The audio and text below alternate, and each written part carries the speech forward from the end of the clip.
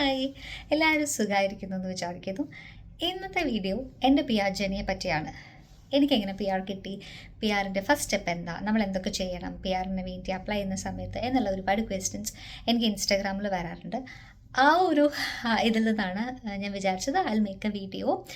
കുറച്ചും കൂടെ ആൾക്കാർക്ക് നല്ല വൃത്തിയായി മനസ്സിലാക്കാനും ഒക്കെ വേണ്ടിയിട്ട്. എനിക്ക് ഒരുപാട് ഫ്രണ്ട്സ് ആണെങ്കിലും ഫ്രണ്ട്സിൻ്റെ ഫ്രണ്ട്സ് ആണെങ്കിലും ഒക്കെ എനിക്ക് റിക്വസ്റ്റ് വരുന്നുണ്ട്. സോ എനിക്ക് തോന്നി this is a right time to explain more in detail about how I got my P R. ഞാനിപ്പോൾ കാനഡയിലെത്തി. ഓൾമോസ്റ്റ് 6 months ആയി. ഓൾമോസ്റ്റ് 7 months ആയി ഞാനിവിടെ എത്തിയിട്ട്. നാട്ടിൽ നിന്ന് തന്നെ പി ആർ അപ്ലൈ ചെയ്തിട്ടാണ് ഞാൻ ഇവിടേക്ക് പോന്നിട്ടുള്ളത്. പി ആറിന് വേണ്ടി എന്തൊക്കെ ചെയ്യണം, അല്ലെങ്കിൽ എന്തൊക്കെ കാര്യങ്ങളാണ് ആദ്യം നമ്മൾ മനസ്സിലാക്കേണ്ടത് എന്നുള്ളത് എല്ലാം വീഡിയോസിലൂടെ എനിക്ക് അറിയിക്കണം എന്ന് ആഗ്രഹമുണ്ട്. First step of P R ഞാനിവിടെ പറയാം. ഫസ്റ്റ് സ്റ്റെപ്പ് എന്ന് പറയുന്നത് ഒബിയസ്ലി IELTS ആണ്. നാട്ടിൽ നിന്ന് അപ്ലൈ ചെയ്യുമ്പോൾ IELTS ആണ് വരുന്നത്. IELTSൻ്റെ ഇമ്പോർട്ടൻസ് എന്താണെന്നാണ് ഞാൻ ഈ വീഡിയോയിൽ പറയുന്നത്. IELTS പി ആറിന് വേണ്ടിയിട്ട് ചെയ്യാൻ ഉദ്ദേശിക്കുന്നവർ എഴുതേണ്ടത് അക്കാഡമിക് അല്ല, ജനറലാണ്. ജനറൽ IELTSൽ നമുക്ക് സ്കോർ ചെയ്യേണ്ടത് 778 ആണ്. എന്തുകൊണ്ടാണ് 778 എന്ന് പറയുന്നത് ഇത്രയും ഇമ്പോർട്ടൻസ് ആയിട്ട് നമ്മൾ പറയുന്നതിൻ്റെ റീസൺ എന്താ വെച്ചാൽ നമ്മുടെ CRS സ്കോർ കൂടാൻ വേണ്ടിയിട്ടാണ്.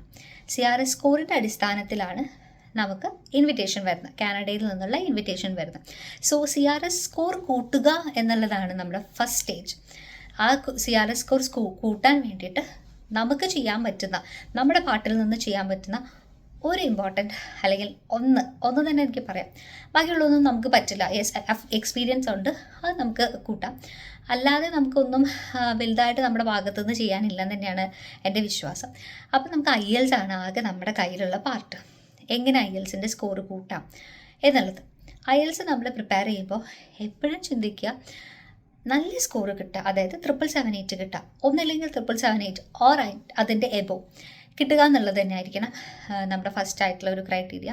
ഞാൻ കേട്ടിട്ടുണ്ട് ഒരുപാട് ഏജൻസീസ് പറയുന്നത് ഓക്കെ ഒരെണ്ണത്തിലല്ലേ 6.5 ഉള്ളൂ, സാരമില്ല നമുക്ക് ഫയൽ ചെയ്യാം, ഇപ്പോൾ സ്കോർ കുറഞ്ഞ് വിളിക്കുന്നുണ്ട്, പ്രശ്നമൊന്നുമില്ല. അങ്ങനെ പറയുകയാണെങ്കിലും ഐ വുഡ് സേ റിപ്പീറ്റ് ചെയ്യാം. നമുക്കതിൻ്റെ അവർ പറയുന്ന ആ ഒരു ക്രൈറ്റീരിയ മീറ്റ് ചെയ്യാൻ പറ്റുന്ന അത്ര അതങ്ങനെ 6.5 കിട്ടിയിട്ട് മേ ബി 778 ഇല്ല, ഒരെണ്ണത്തിൽ 6.5 കിട്ടിയിട്ട് പി ആർ കിട്ടിയവരും ഉണ്ട്, ഇല്ലാതെ ഞാൻ പറയുന്നില്ല. അതിൻ്റെ റീസൺ എന്താ വെച്ചാൽ വിളിക്കുന്ന സമയത്ത് CRS സ്കോർ കുറവാണെങ്കിൽ, ഇപ്പോൾ നമുക്കറിയാം ഞാൻ അപ്ലൈ ചെയ്യുന്നു, എനിക്ക് IELTS കിട്ടിയ സ്കോർ ഒരെണ്ണത്തിൽ 6.5 ഉള്ളൂ, പക്ഷേ എൻ്റെ CRS സ്കോർ എന്ന് വരുന്നത് 400 ആണ് എന്ന് വിചാരിക്കുക.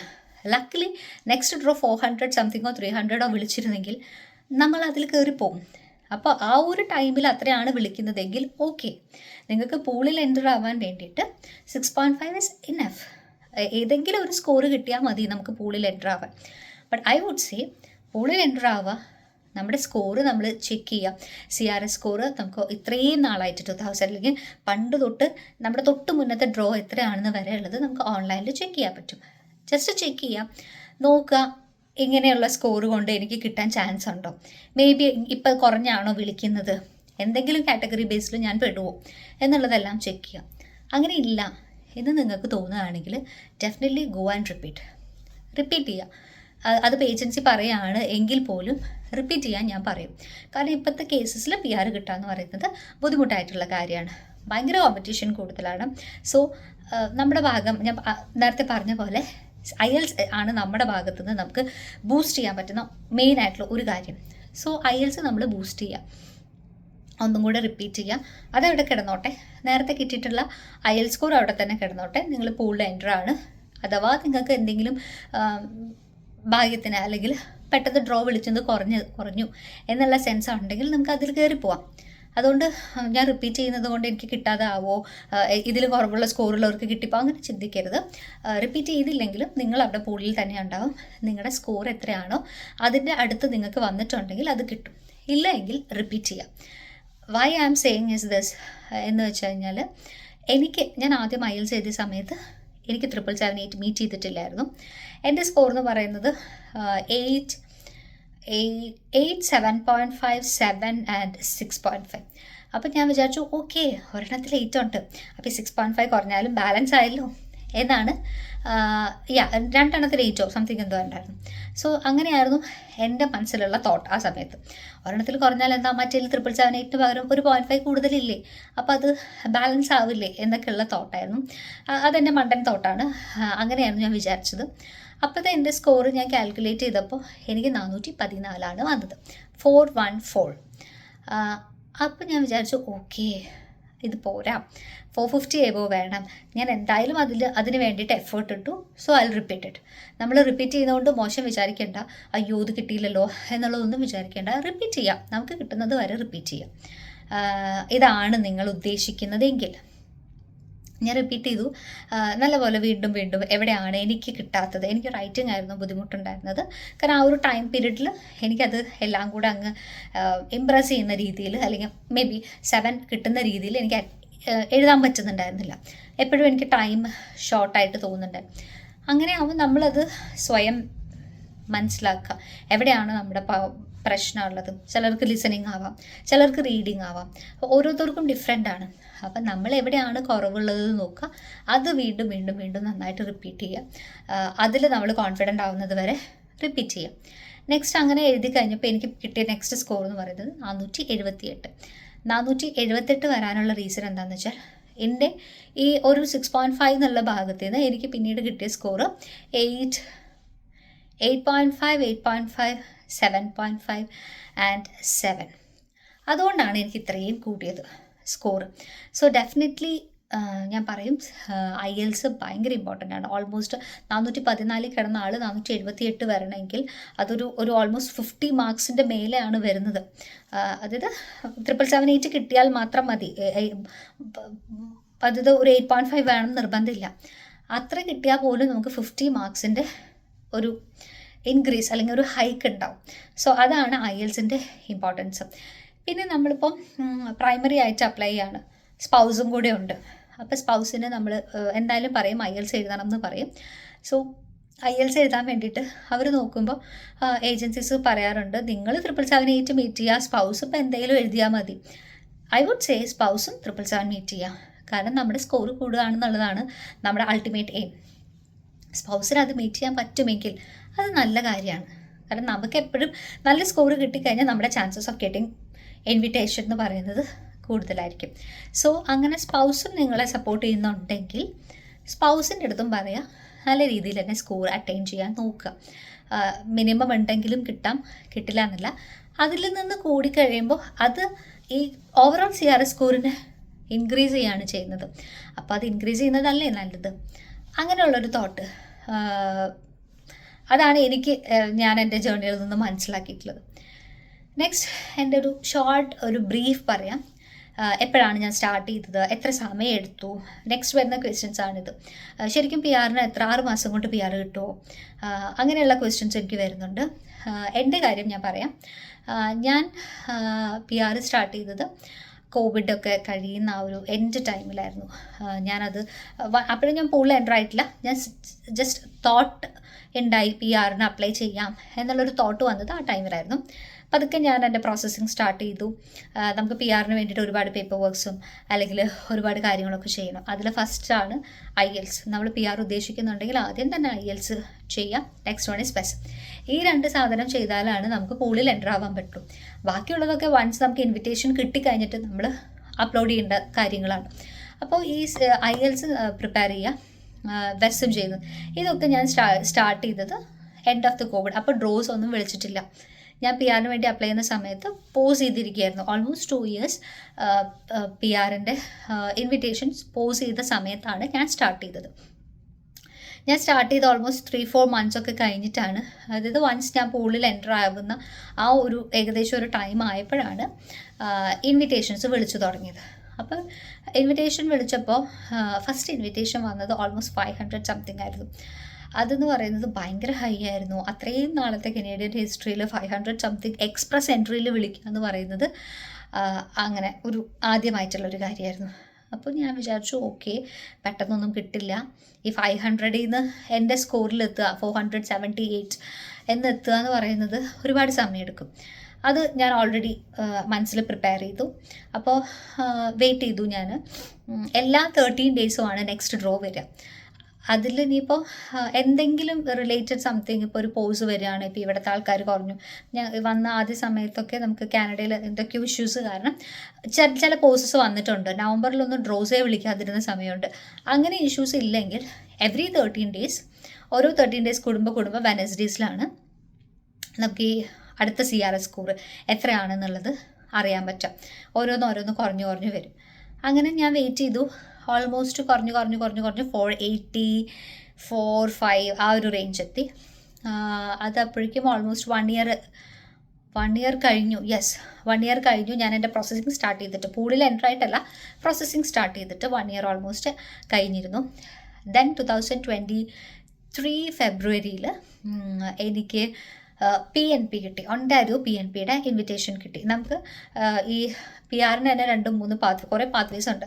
അതിൽ ഒരു പാത്വേ ആണ് PNP പാത്വേ എന്ന് പറയുന്നത്.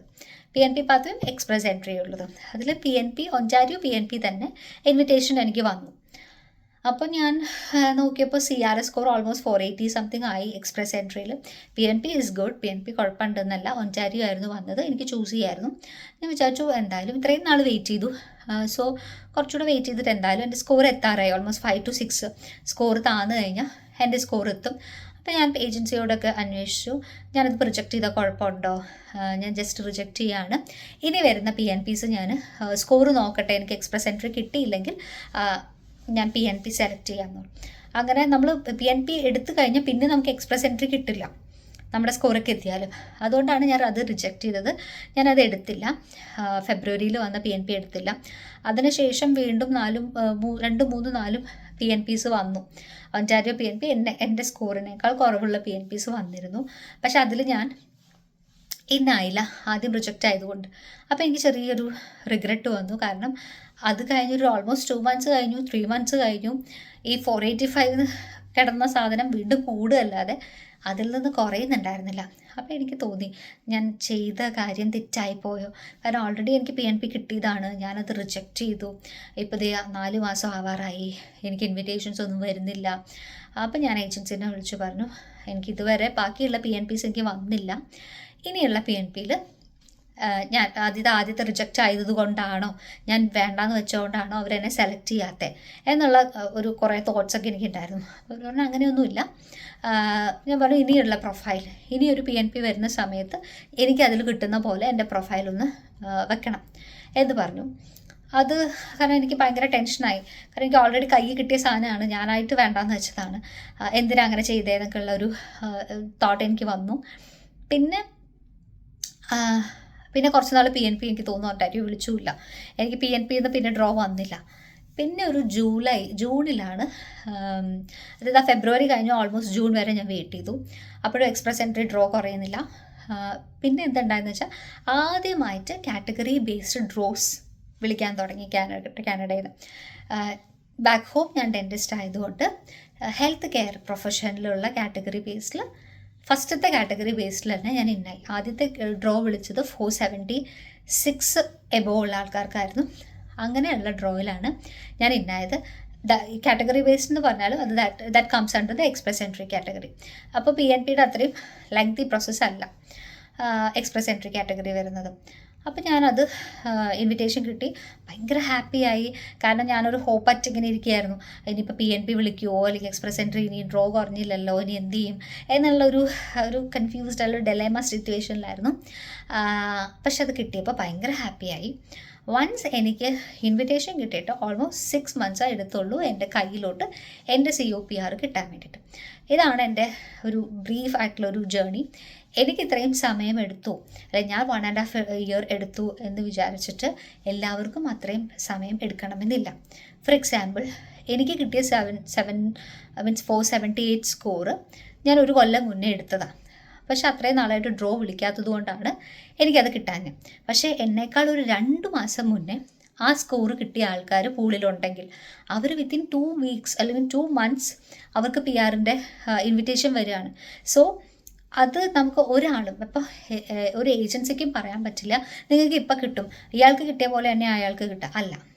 നമ്മളെപ്പോൾ പൂളിൽ എൻ്റർ ആവുന്നു, നമ്മൾ പൂളിൽ എൻ്റർ ആവുന്ന സമയത്ത് സ്കോർ എത്രയാണ് വിളിക്കുന്നത് എന്നുള്ളതെല്ലാം ഡിപ്പെൻഡ് ആയിട്ടായിരിക്കും നമുക്ക് വരുന്ന ഇൻവിറ്റേഷൻ. അപ്പോൾ എനിക്ക് 1.5 ഇയേഴ്സ് എടുത്തു. അയ്യോ ആ കുട്ടിക്ക് 1.5 കൊല്ലം എടുത്തു കേട്ടോ. എനിക്ക് അല്ലെങ്കിൽ 1 മാസം എടുത്തുള്ളൂ, അല്ലെങ്കിൽ ഈ കുട്ടിക്ക് ഒരാഴ്ച കൊണ്ട് കിട്ടി.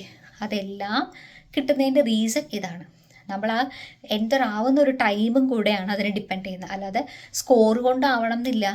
സ്കോർ ഇപ്പോൾ തീരാത്തത് 300 സംതിങ് ഉണ്ടായിരുന്ന ആൾക്കാർക്ക് ഹെൽത്ത് കെയറിൽ നമുക്ക് ആ ഭാഗ്യത്തിൽ കിട്ടിയപ്പോൾ ഈ 777-8 എന്നൊക്കെ പറയുന്നുണ്ടല്ലോ, അതില്ലാതെ പോലും 300 സംതിങ് സ്കോർ ഉള്ളവർക്ക് കഴിഞ്ഞ 2024 ആൻഡ് 2023 നോട്ട് 2024 യെസ് 2023 ഇൻവിറ്റേഷൻസ് വന്നിട്ടുണ്ട്. അപ്പോൾ അങ്ങനെയാണ് നമ്മുടെ, ചിലപ്പോൾ അതൊരു ലക്ക് എന്ന് പറയാം, ചിലപ്പോൾ യെസ് ഇറ്റ് ഡിപ്പെൻസ്. അപ്പം നമുക്ക് ഒരിക്കലും ഒരാളുടെ അടുത്ത് പറയാൻ പറ്റില്ല എനിക്ക് ഇത്ര ഇയർ കൊണ്ട് കിട്ടി, അല്ലെങ്കിൽ എനിക്ക് ഇത്ര പെട്ടെന്ന് കിട്ടി, അല്ലെങ്കിൽ 6 months കൊണ്ട് നിങ്ങൾക്ക് എന്തായാലും കിട്ടും. നോ, അങ്ങനെ പറയാൻ പറ്റില്ല. നമ്മൾ എൻ്റർ ആവുന്ന ടൈം അനുസരിച്ചിട്ടായിരിക്കും. പക്ഷെ നമ്മൾ എപ്പോഴും ആ ഒരു CR സ്കോർ റെഗുലർലി ചെക്ക് ചെയ്യുന്ന ഒരാളാണെങ്കിൽ നമുക്കൊരു ഐഡിയ ഉണ്ടാവും. ഓക്കെ, ഇപ്പം എത്രയാണ് സ്കോർ വരുന്നത്, ഇപ്പോഴത്തെ വിളിക്കുന്ന പാറ്റേൺ എങ്ങനെയാണ്, ഇതെങ്ങനെയാണ് നോക്കിക്കോ. ഇതൊക്കെ നമുക്ക് ഓൺലൈൻ ചെക്ക് ചെയ്യാവുന്ന കാര്യമേ ഉള്ളൂ. ഒരാളെയും നമുക്ക് ഡിപ്പെൻഡ് ചെയ്യേണ്ട ആവശ്യമില്ല. റീസെൻ്റ്ലി വന്ന CR സ്കോർ എത്രയാണെന്ന് അറിയാൻ, നമ്മുടെ CR സ്കോർ എത്രയാവണമെന്ന് അറിയാൻ വേണ്ടിയിട്ട്. ഈവൻ നിങ്ങളിപ്പോൾ IELTS ചെയ്യുന്നു, എഴുതിയിട്ടില്ല, നിങ്ങൾക്കിപ്പോൾ ജസ്റ്റ് നോക്കണം എനിക്ക് എത്ര CR സ്കോർ വരും എന്നൊക്കെ അറിയണം എന്നുണ്ടെങ്കിലും നിങ്ങൾക്ക് പോവാം. CR സ്കോർ കാൽക്കുലേറ്ററിൽ ചെക്ക് ചെയ്യുക, നിങ്ങളുടെ പ്രൊഫഷൻസ് അടിച്ചു കൊടുക്കുക, ഇയർ ഓഫ് എക്സ്പീരിയൻസ് കൊടുക്കുക. അപ്പോൾ അതിനകത്ത് കുറേ ക്വസ്റ്റ്യൻസ് ചോദിക്കും, കല്യാണം കഴിഞ്ഞതാണോ എന്നൊക്കെ. ഇപ്പോൾ നിങ്ങൾ IELTS എഴുതിയിട്ടില്ല, പക്ഷെ നിങ്ങളൊരു എസ്റ്റിമേറ്റ് ആയിട്ടിട്ട് കൊടുക്കുകയാണ് 778 അല്ലെങ്കിൽ 778, 7, 8, 8.5 അങ്ങനെ ജസ്റ്റ് ആ ഒരു ക്രൈറ്റീരിയ മീറ്റ് ചെയ്യുന്ന പോലെ നിങ്ങൾ അടിച്ചു കൊടുക്കുമ്പോൾ നിങ്ങൾക്കൊരു എസ്റ്റിമേറ്റ് ഓഫ് CR സ്കോർ കിട്ടും. അപ്പോൾ നിങ്ങൾക്ക് മനസ്സിലാവും, ഓ ഇത്ര IELTS സ്കോർ ഞാൻ അറ്റൈൻ ചെയ്ത് കഴിഞ്ഞാൽ എനിക്ക് ഇത്ര മാർക്ക് ഉണ്ടാവും. ഈവൻ ബിഫോർ നിങ്ങൾക്ക് IELTS എഴുതും മുന്നേ തന്നെ നിങ്ങൾക്കൊരു ഐഡിയ കിട്ടും എത്ര ഞാൻ സ്കോർ ചെയ്യണം, എൻ്റെ സ്പൗസ് എത്ര സ്കോർ ചെയ്യേണ്ടി വരും എന്നുള്ളതെല്ലാം അതിൽ നിന്ന് നമുക്ക് കാൽക്കുലേറ്റ് ചെയ്യാൻ പറ്റും. സോ ഐ ഹോപ്പ് ഈ വീഡിയോ IELTSനെ പറ്റിയുള്ള ഈ വീഡിയോ ഇൻഫോർമേറ്റീവ് ആയിട്ട് എന്ന് ഞാൻ വിചാരിക്കുന്നു. നെക്സ്റ്റ് വീഡിയോയിൽ ഞാൻ എന്താണ് വെസ്, അതിൻ്റെ ഇമ്പോർട്ടൻസ് എന്താണ് ഈ പൂൾ എന്ന് കുറേ തവണ പറഞ്ഞു. സോ എന്താണ് ഈ പൂളിൽ എൻ്റർ ആവുക എന്നുള്ളതെല്ലാം നെക്സ്റ്റ് വീഡിയോയിൽ ഡീറ്റെയിൽ ആയിട്ട് പറയാം. Thank you for watching. Bye and take care.